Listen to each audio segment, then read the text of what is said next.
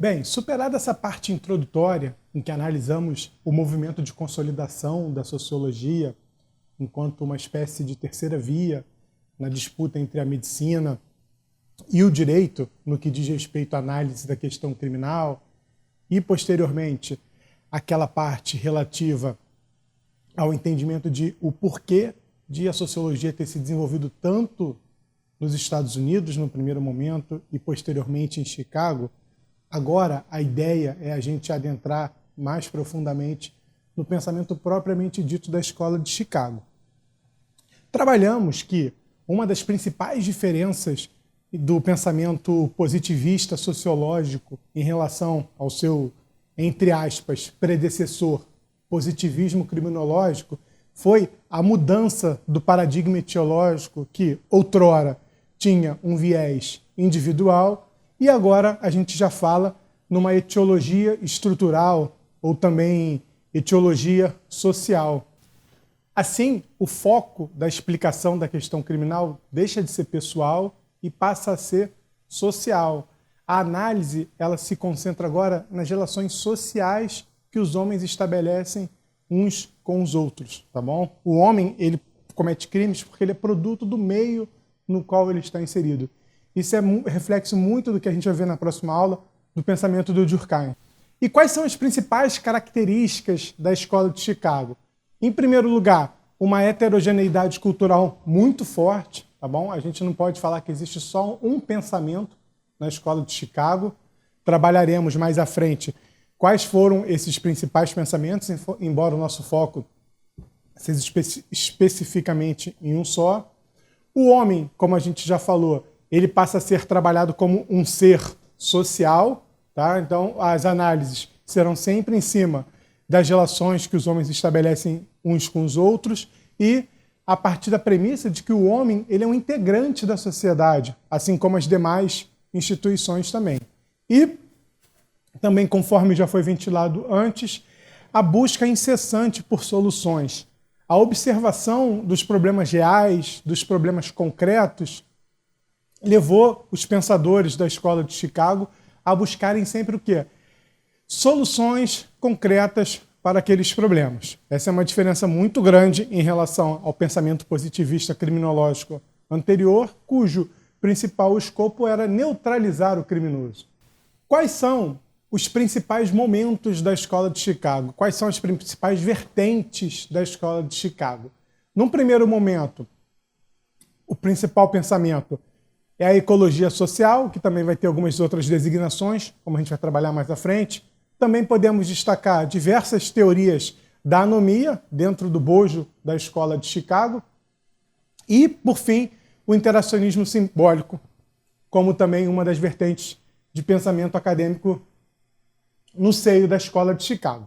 Para nós, o que interessa, principalmente nesse momento, é a ecologia social, também designada como ecologia criminal, criminologia ecológica, embora seja um pouco menos utilizada, criminologia ambiental, e entender, em primeiro lugar, o porquê desse nome, dessa relação da criminologia.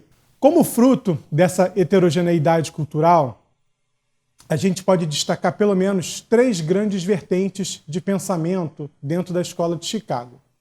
Num primeiro momento, a ecologia criminal, que é a que mais nos interessa no curso. Também algumas teorias da anomia, são partes integrantes do pensamento de Chicago, e também o interacionismo simbólico, bastante importante, e que vai repercutir principalmente nas próximas teorias que a gente vai estudar mais adiante. No que diz respeito à ecologia criminal, que possui algumas outras designações, como escola ecológica ou ecologia social da cidade, temos aqui o principal momento da Escola de Chicago, aquele pensamento que abriu as portas para diversas outras teorias que vieram mais adiante, não só nos Estados Unidos, em Chicago, mas como também no mundo todo. Os principais integrantes desse primeiro momento a gente pode destacar William Thomas, Robert Ezra Park, Ernest Burgess, Clifford Shaw e Henry Mackay. Tá? No primeiro momento a gente vai trabalhar mais a obra do Robert Ezra Park e do Ernest Burgess. E depois, mais à frente também, o Shaw e o McKay também trouxeram contribuições extremamente importantes para o pensamento criminológico. Bom, primeiramente, algumas considerações iniciais sobre o pensamento criminológico ecológico. Eles foram verdadeiros pioneiros, porque eles deram origem aos trabalhos sobre a desorganização social. Pode-se falar na construção de uma sociologia dos centros urbanos. Como assim? Como a gente falou, eles buscavam entender, em primeiro lugar, as razões, as relações causais que davam aso à ocorrência de conflitos sociais e, sobretudo, a busca por soluções para esses problemas. Tá? Não só a questão criminal, mas como diversos outros problemas que a gente vai ver mais à frente. Então, os problemas sociais concretos, eles foram a verdadeira inspiração dos pensamentos criminológicos e ecológicos, porque o objetivo principal dessa produção acadêmica era estabelecer soluções para esses problemas. Então, eles estavam ali para ir além das descrições. A ideia deles era identificar problemas, estabelecer relações causais e, sobretudo, propor soluções efetivas para a resolução daquelas mazelas sociais. Consequentemente, o foco desse pensamento era na prevenção da ocorrência desses conflitos, não só do crime, de forma que futuramente fossem desnecessárias medidas repressivas mais drásticas. Neste afã de solucionarem os problemas, algumas propostas foram realizadas com base nas pesquisas realizadas pela Escola de Chicago. Podemos destacar melhorias na habitação, investimento em políticas de saneamento público, propostas no sentido de fortalecimento dos laços sociais, como, por exemplo, a criação de associação de moradores, associações de bairros, empoderamento de instituições locais, como igrejas, associações de outras naturezas, grupos de cidadãos, investimento em educação básica. Então é aí, nesse momento, que se começa a estabelecer uma relação entre mazelas sociais e a necessidade de solução desses respectivos problemas com fins de melhorar, sobretudo, no caso que nos interessa aqui, as taxas de criminalidade. Quem foi Robert Ezra Park, o principal integrante desse primeiro momento da Escola de Chicago? Curiosamente, o Park ele era um jornalista policial, tá? Então alguém que tinha contato com as ruas, sobretudo também com as ocorrências policiais que aconteciam em Chicago, e a convite do William Thomas, que foi quem tomou a frente no Departamento de Sociologia da Escola de Chicago, ele começou a integrar o corpo, num primeiro momento discente e, posteriormente, docente daquela instituição. Curiosamente, ele se formou em Sociologia com quase 50 anos, então ele largou o jornalismo e enveredou para a carreira acadêmica já bastante avançada. Então, nunca é tarde para recomeçar.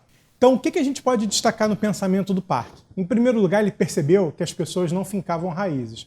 Fossem os imigrantes, fossem os camponeses que chegavam a Chicago, as pessoas sempre se instalavam em determinada região, mas não ficavam adstritas a ela. Sempre que podiam, elas mudavam para outra região da cidade.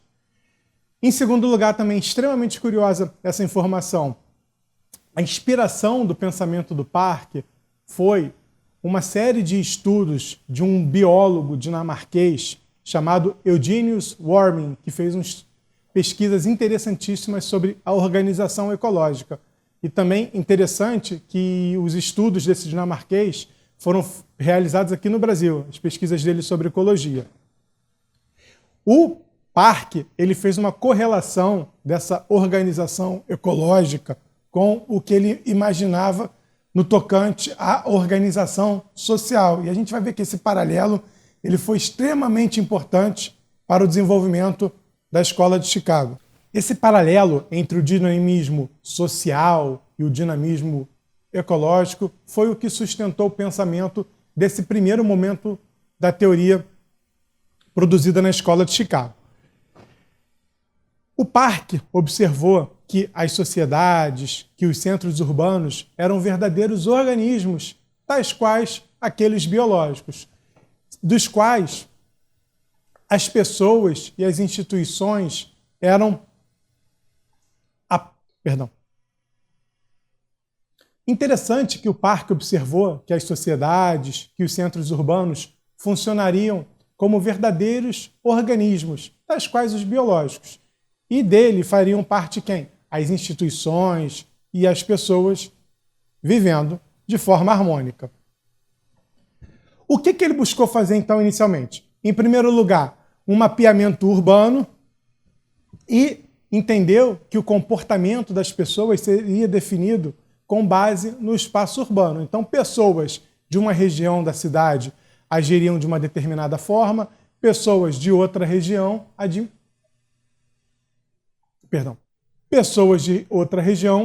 de forma completamente diferente.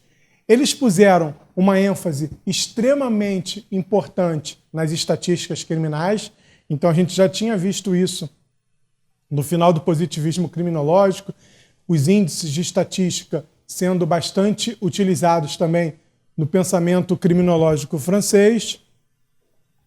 O Park ele foi muito influenciado pelo pensamento organicista, de forma que, como a gente já trabalhou, as instituições, as pessoas seriam parte integrante da sociedade, então as relações que elas estabeleciam entre si eram objeto de bastante preocupação dele, e o que talvez tenha sido a principal característica da escola foi a utilização de categorias importadas das ciências naturais para dentro das ciências sociais.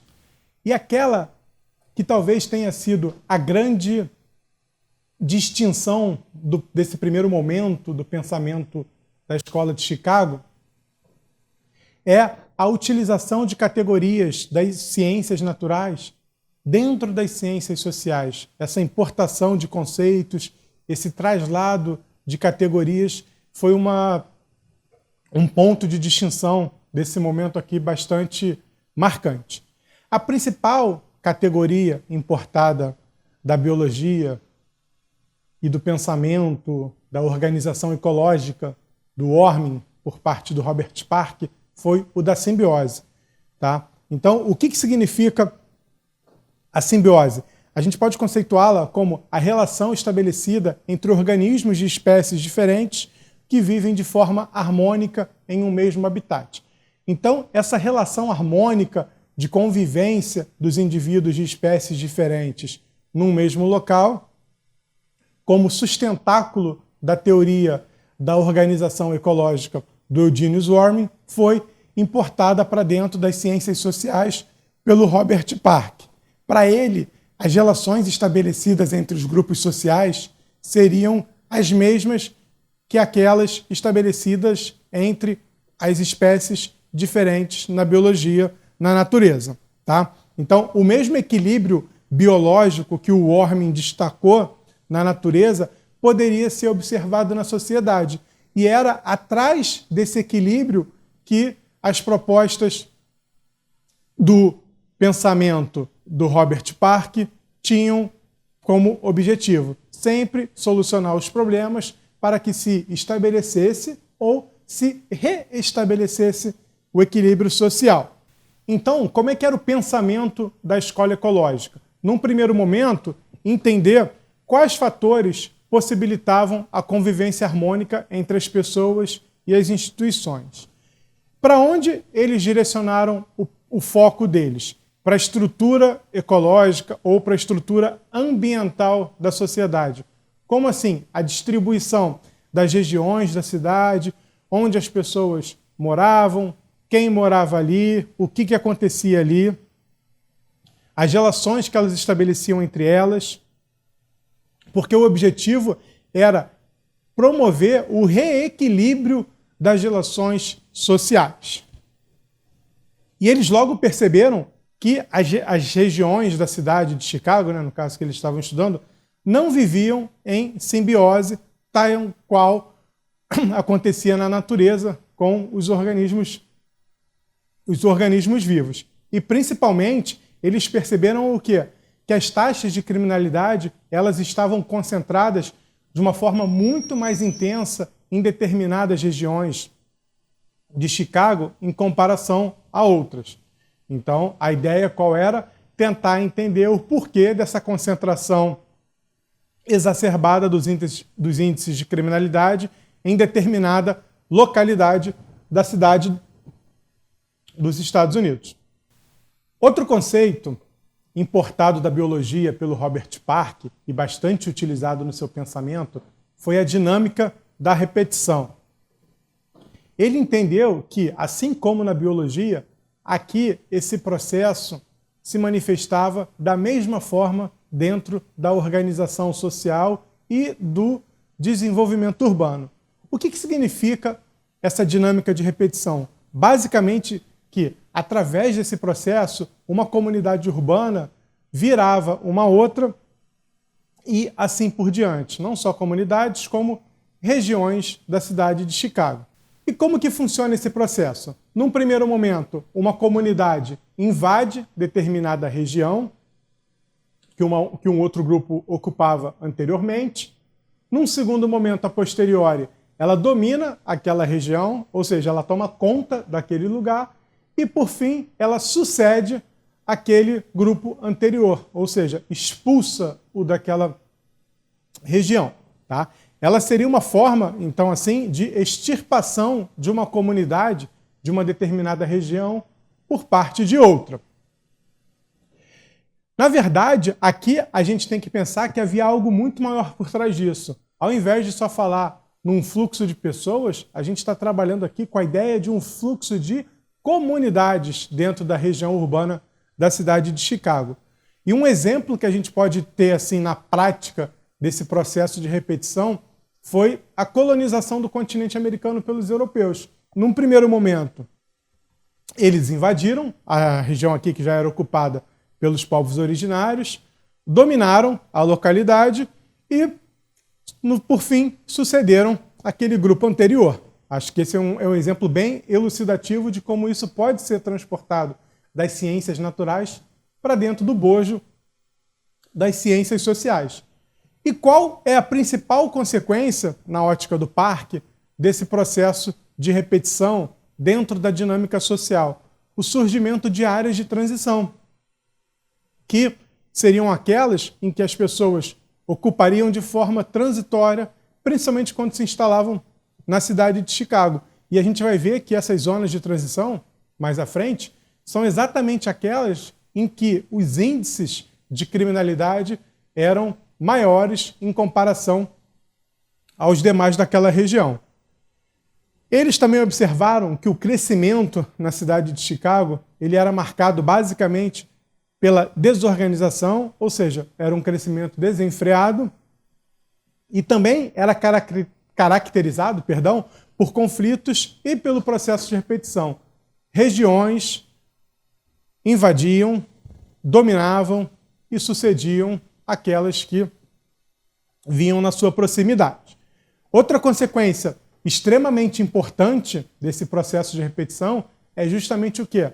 A intensificação dos conflitos sociais. E é aqui que a atenção dos pensadores da escola de Chicago se dirigiu de forma mais intensa, sempre naquele afã de buscarem soluções concretas para aqueles problemas o quê? Concretos da realidade social norte-americana. E o principal instrumento para a resolução desses problemas associados à questão criminal acabava sendo a intensificação da utilização de instrumentos de controle social, né? O aparato estatal, os instrumentos, os mecanismos de controle social formal. Como eu falei, determinadas regiões nas quais a taxa de criminalidade era maior, também eram chamadas de zonas de delinquência. A gente tem alguns estudos bem interessantes em relação a esse tipo de região, a esse tipo de circunstância, e entender por que elas tinham essa concentração de índices maior era justamente em razão das características urbanas dessa região. A primeira obra de grande destaque produzida pela Escola de Chicago foi um livro de 1918, salvo engano, chamado Camponês Polonês na Europa e na América. Ele é do William Thomas, que é o principal nome da Escola de Chicago, e do Florian Chaniek. Nessa obra foram analisadas diversas cartas e autobiografias de camponeses que emigraram para os Estados Unidos naquele início do século XX. Então, a gente tem aqui a utilização de métodos de pesquisa completamente diferentes em comparação aos que eram feitos anteriormente.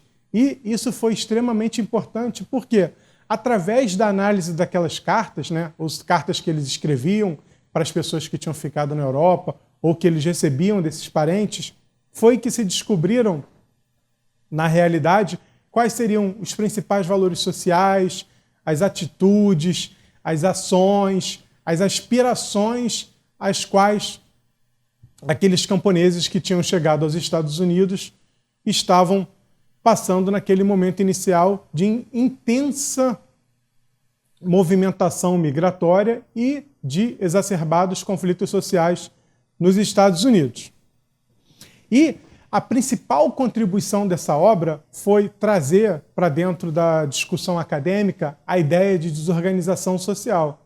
Embora seja uma categoria bastante trabalhada, bastante discutida, a gente não tem um conceito muito claro do que seja a desorganização social, É muito mais do que um conceito, a gente tem aqui uma ideia do que seja a desorganização social. Ela, no fundo, ela consiste basicamente no enfraquecimento das normas sociais que regem a conduta do homem dentro da sociedade, tá? Ou seja, ela corresponde a um enfraquecimento, basicamente, do controle social informal, aquele controle que não é exercido pelo Estado, em cotejo com o controle social formal.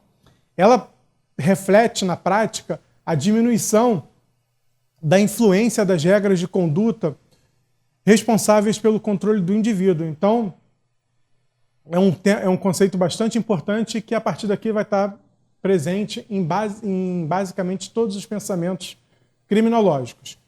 Como o próprio nome já diz, a ideia de desorganização social está umbilicalmente ligada à questão da ordem. A gente tem aqui a demanda por ordem, como a professora Vera Malaguti diz, uma das principais características do pensamento criminológico, desde os seus germens no século XVI. E essa questão da ordem, ela dependeria basicamente do quê? Da possibilidade de satisfação das aspirações pessoais pelo maior número possível de indivíduos.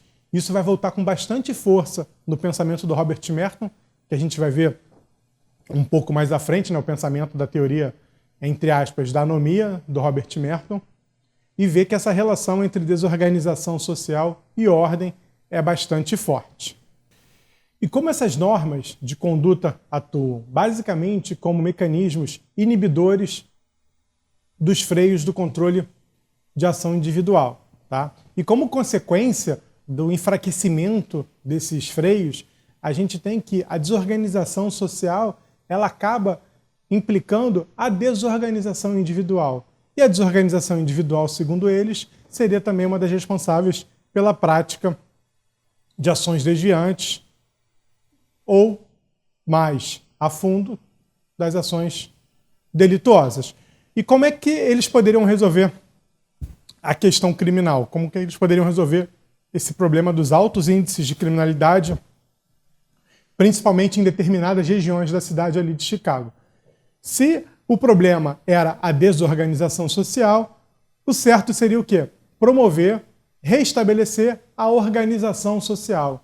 E essas medidas seriam basicamente através da integração dos imigrantes ou dos emigrantes que tinham chegado à à cidade de Chicago e que não teriam se integrado ainda àquela sociedade. Por quê?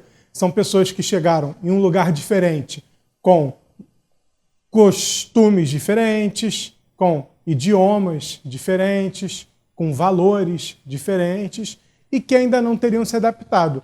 A ideia, portanto, seria qual? Promover a integração daquelas pessoas à sociedade para que os conflitos e, consequentemente, os crimes diminuíssem naquela região. Então, era preciso efetivar o controle social, não só na sua vertente formal, mas como principalmente na sua vertente informal, que é aquele tido como mais efetivo no que diz respeito à prevenção de condutas desviantes. E quais foram os demais fatores, além da heterogeneidade cultural, que explicam a desorganização social? O anonimato das pessoas, né? O distanciamento em relação às demais, a concorrência que se estabelecia naquele momento, embora a demanda por mão de obra fosse grande, é lógico que a obtenção de oportunidades não era igual para todos, o individualismo também bastante marcante no que diz respeito à desorganização social. E o que a desorganização social implicava naquele determinado momento? O incremento dos comportamentos desviantes, a precarização do trabalho como produto do subdesenvolvimento tecnológico, o surgimento de máquinas acabava levando à diminuição das oportunidades de mão de obra e, por fim, o aumento da miséria. Todos esses elementos são denotativos da existência de um estado de coisas de desorganização social em uma determinada região. Tá? Quais características eu gosto de destacar no que diz respeito à desorganização social? A ocorrência de pouco ou nenhum sentimento de comunidade. As pessoas não têm quaisquer sentimentos em relação às próximas. A transitoriedade das relações, como o Park observou, as pessoas se instalam em determinadas regiões, mas de maneira muito provisória. Os diminutos níveis de vigilância na comunidade, isso sempre foi bastante comum nos Estados Unidos. Aqui, com essa transitoriedade, com o anonimato e com a efeméride das relações entre as pessoas dessas regiões, não havia essa vigilância como ocorre em comunidades, em sociedades menores. A baixa eficácia dos instrumentos de controle social informal, a ineficácia das organizações sociais, ou seja, igrejas, escolas, associações, elas não conseguiam exercer influência sobre aquelas pessoas que as frequentavam e, consequentemente, a existência de maiores conflitos e competições no que diz respeito a valores morais. Grupos tentando impor a sua vontade, as suas características, os seus comportamentos em relação a outros. Os principais problemas decorrentes da desorganização social: problemas econômicos, problemas de estrutura familiar, problemas de delinquência, problemas educacionais e por aí vai. A outra face da moeda da desorganização social, como a gente já destacou, é a organização social. Tá? Nela, a gente vê imperar uma solidariedade social, as pessoas vivem mais próximas, há uma maior vigilância, há uma ação harmônica entre as pessoas, há uma maior efetividade do controle social informal, há uma maior cooperação entre os vizinhos. Então, tudo isso é a outra face da moeda da desorganização.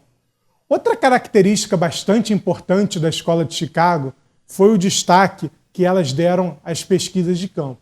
A gente tem como uma das principais características do pensamento da Escola de Chicago o destaque dado às pesquisas de campo. Então, em comparação ao que o pensamento positivista criminológico, principalmente do Lombroso, deu ênfase às pesquisas laboratoriais, aqui na Escola de Chicago foi diferente. Tá? Até o Park ele dizia aos seus discípulos, aos seus alunos: coloquem o pé no mundo, e vaguem pela cidade. Vão atrás do seu objeto. Tá bom? O objeto na Escola de Chicago deixa de ser o homem encarcerado, completamente fora do seu habitat, né, na medida em que ele está detido em alguma instituição prisional, e passa a ser o quê? Passa a ser a cidade. Então, o parque, ele promove, ele propõe essa nova filosofia, esse novo método de pesquisa. Ele coloca os sociólogos, os pesquisadores, para irem para a rua, para correrem atrás dos seus objetos de pesquisa. Então aqui, esse novo objeto de investigação é muito mais amplo do que o anterior. A pesquisa ela deixa de voltar os seus olhos para o homem e se direciona para a cidade, para as pessoas que ali habitam, para as relações que elas estabelecem umas com as outras. Há um novo laboratório de pesquisa. A cidade ela é muito mais rica do que a prisão. Tá? Então a gente tem aqui que as pessoas elas passam a ser encontradas nos seus verdadeiros habitats. E que pessoas são essas? Tanto os criminosos quanto os não criminosos. No positivismo criminológico, o objeto de pesquisa era o quê?